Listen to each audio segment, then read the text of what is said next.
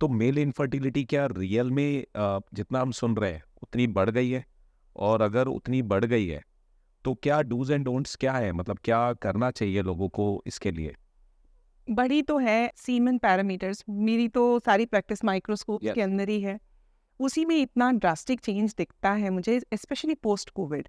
अब आप अगर डेटा की बात करें तो जो काफ़ी सारा डेटा है WHO वगैरह का, उसमें लास्ट 2-3 डेकेड्स में जो सीमन पैरामीटर्स है, जैसे स्पर्म काउंट हो गया, मोटिलिटी हो गई, ये सब चीज़ें हाफ से भी कम बची हैं अभी, ओ। And it is declining very steadily, and होना ही है। The environment that we live in is actually very very, मतलब हर चीज़ टॉक्सिक हो गई है, स्पेशली सिटीज़ में। आप एयर क्वालिटी बोल लीजिए, प्लास्टिक, माइक्रो प्लास्टिक्स, ये सब कुछ बोल लीजिए। इसमें इनफैक्ट आप जो पेपर कप में हम पीते हैं, उसके अंदर भी एक माइक्रो प्लास्टिक का लेयरिंग होता है, ताकि वो कॉफ़ी सीख करके बाहर ना चली जाए, वरना अखबार तो सब सोख लेता है ना, राइट? राइट। और एक पेपर कप में आप अगर 1 कप गरम कॉफ़ी डालते हैं तो 70,000 पार्टिकल्स ऑफ माइक्रोप्लास्टिक कम से कम आपकी बॉडी में चला जाता है। So it is as bad as that.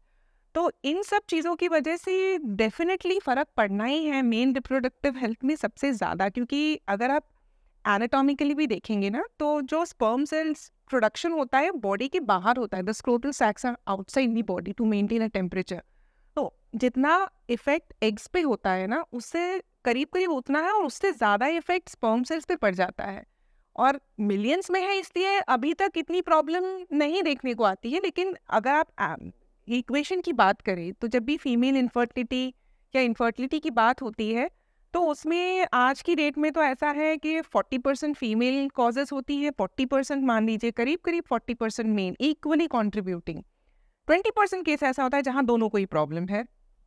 और उसी 20% में कभी कई बार अनएक्सप्लेन जिसे कहते हैं कि नहीं समझ में आता है, तो ऐसी प्रॉब्लम्स बहुत बड़ी हैं। और उसमें जो सेकंड क्वेश्चन आपका है कि अब हम तो नहीं चेंज कर सकते ना एनवायरनमेंट को, कितनी कार कम चलाएंगे, कितना क्या करेंगे, रहना तो इसी एनवायरनमेंट में है। हमें देखिए रहा है, इंदौर में टेम्परेचर देखिए आप, टेम्परेचर फर्स्ट टाइम टेम्परेचर सारे रिकॉर्ड ब्रेक हुए हैं। सब रिकॉर्ड, और ये आने वाले दिनों में सुधरने नहीं वाला। दिस इज ग्लोबल वार्मिंग, सब किताबी बातें नहीं है, ये हमें देखने को मिल रहा है, आज की डेट में भी दिख रहा है कि किस तरह से pollutants and the pollution in the environment is causing problem to us. और वो मेल इनफर्टिलिटी में सिग्निफिकेंटली अभी धीरे धीरे हमको उस क्वालिटी के स्पर्म्स, उस क्वालिटी के जो वो है ना, वो मिलते ही नहीं है। कई बार हम लोग माइक्रोस्कोप, हम तो पेशेंट को ऐसे बाई फेस तो नहीं, हम तो माइक्रोस्कोप में देख के बोलते हैं कि लगी पड़ी है इस ऐसे टाइप के डायलॉग्स यूज करते हैं। यस। तो इट इज वेरी रियल। पहले हमको 20 में एक ऐसे केस दिखते थे, अब हमें 10 में से 4 केस ऐसे दिखते हैं। So the problem has significantly increased in the past few years.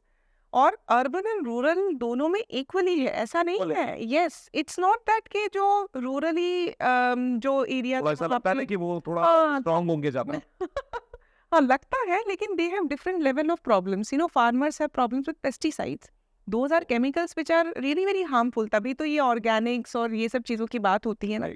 So the problem is very real. The problem is here to stay. The only thing is what can you do about it?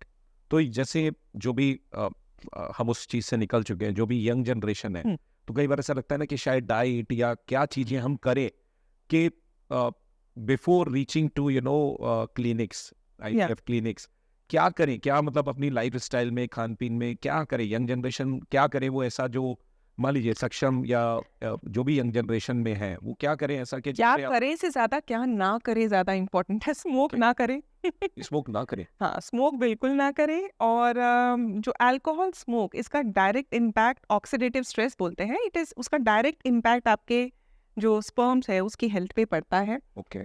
ये समझिए कि biology wise sperm is a cell, right? It's just या one cell in your body. So everything that you do or you don't do has implication on that cell.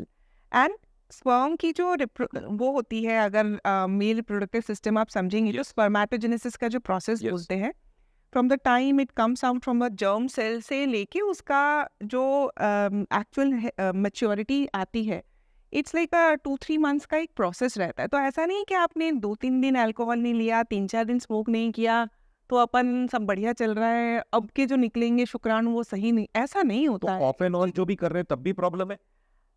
Of and on, yes, like you all know that you should limit it as much as possible. अब ये तो कोई कोई कोई ग्रंथ कोई किताबों में थोड़ी लिखा है कि वीकेंड में आपने 2 पैक पीना ही चाहिए। लेकिन यंग जनरेशन ये वीकेंड्स उनके लिए बड़ा इंपॉर्टेंट हो गया है। आपको तो कोशिश ही करना है कि नहीं करना है। और स्मोकिंग तो मतलब स्मोकिंग बिल्कुल नहीं करना चाहिए। स्मोकिंग का तो बहुत बड़ा इम्पैक्ट पड़ता है। तो स्मोकिंग नहीं करनी है। स्मोकिंग के साथ जैसे ये सब्सटेंस अब्यूज बोलते हैं, उसमें साथ में हुक्का उक्का ये सब जो चीज़ें होती है, एवरीथिंग, टोबैको इन जनरल, उसके अंदर जो कार्सिनोजेंस होते हैं, ये तो सबको पता है। इसमें नया क्या बोलूँगी मैं, कुछ भी नया नहीं। गूगल करेंगे तो 50,000 ऐसे आपको यूट्यूब वीडियोस मिलेंगे।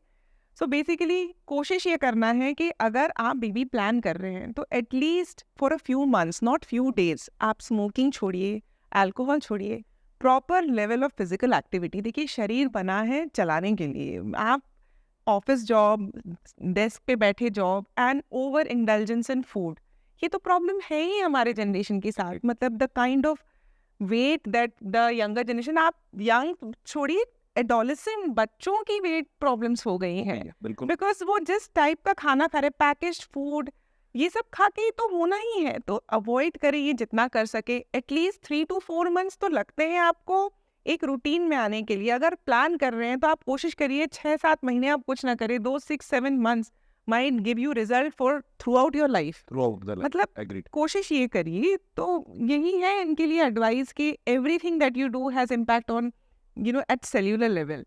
सो एंड हो सकता है ये सब करते करते आपकी आदतें ही सुधर जाए, आपकी आपके- ओवरऑल हेल्थ ही अच्छी हो जाए। एग्रीड। So why not.